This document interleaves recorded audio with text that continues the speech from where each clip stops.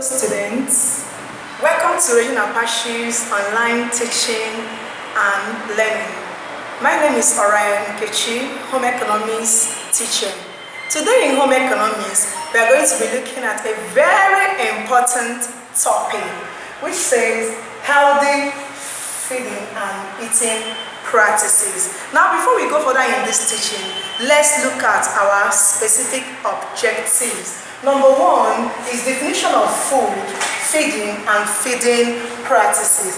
Secondly, healthy feeding practices. Right. Now, let's go to our first objective, definition of terms. Now, food. Food is very, very important. It's one of the basic needs of man, which without we cannot survive. So what is this food?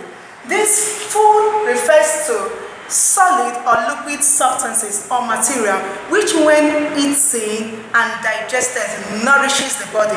When you eat your food and digest it, it provides the body with energy, growth, and the repair of worn-out tissues. Alright, we quickly go to feeding. Feeding, this is a process by which organisms obtain their food. The process by which we obtain their food, it involves the act of feeding.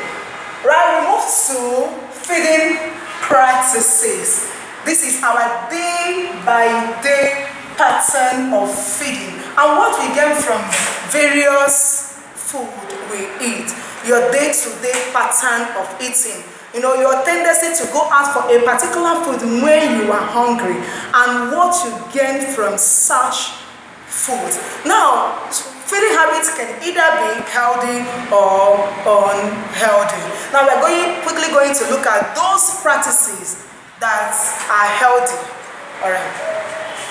Then we go to, first of all, let's define feeding practice. We define feeding practice as the tendency or the habit of choosing adequate and nutritious meal in a conscious way. When you choose adequate and nutritious meal in a conscious way, you don't eat by chance, you don't eat anything you see, you make sure that your food you are eating is adequate and nutritious. We call it healthy feeding practice. Let's look at the practices that are healthy. Now, number one, eating adequate meal. You make sure you eat meals that are adequate in nutrients and in quantity. Now, we will have using foods in season. When foods are in season, they are usually cheaper. So when you go for foods in season, it will help you to eat a lot of them, take advantage of them before they go out of season. We are reducing the amount of sugar, sweetened drinks, and salt in your diet.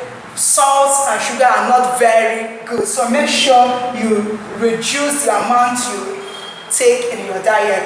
Eating 3 balanced meals daily. Make sure when you take your breakfast, lunch, and dinner, make sure they are balanced meals. Then choosing diet that is low in cholesterol and saturated fat. Wow, they are not good for health. So make sure your food is low in cholesterol and saturated fat. Eating a variety of foods selected from different food groups. We have different food. We have bodybuilding foods, energy-giving foods. We have roughages and protective food. Make sure when you are eating, you don't choose food from a particular food group. Make sure you choose from a variety of food.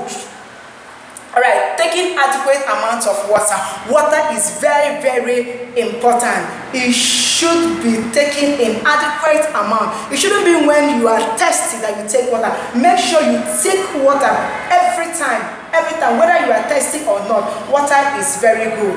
Alright, now we have assignment for you here. We have state 5 effects of healthy feeding practice. Make sure you do this assignment and submit it on time. So we'll stop here for today. Thank you and God bless you.